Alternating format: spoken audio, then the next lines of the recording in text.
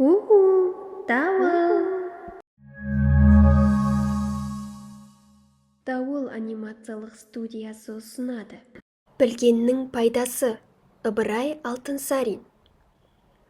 Бір қарт ұста күні-түні тоқтамай жұмыс істейді екен. Оған көрші тұратын Броун деген байдың баласы ойнап жүріп, күнде келіп қарап тұрады екен.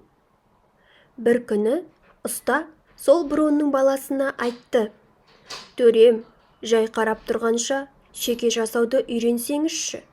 Кім біледі, бір күндерде шеге жасау өнері де керек болатын шығар», деп. Сол күннен бастап байдың баласы күн сайын ойнап жүрмін деп ойлап, шеге жасап жүріпті. Бірнеше күн өткен соң, бала жақсы шеге жасауды үйреніпті. Арада көп жылдар өткен соң, кішкентай бала өсіп, ол да әкесі сияқты бай болыпты. Бірақ оның елінде соғыс басталып, Броун байдың байлығы бітіпті.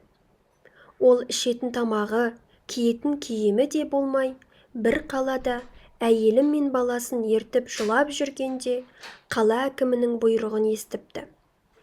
«Әскерге көп етік керек. Жақын жердегі қалалардың барлығының шегесі бітті. Шеге ешкімде жоқ. Шеге дайындаңдар», деп. Сонда жаңағы төренің ойнап жүріп үйренген өнері есіне түсіп, патшалық етікшілерге: «Егер көп шеге керек болса, мен істей аламын», депті. Етікшілер Броунның баласының істеген шегесін көріп ұнатқан соң, ол әскердің етігіне шеге жасап, көп ақша тауып, өмірінің соңына дейін жақсы өмір сүріпті.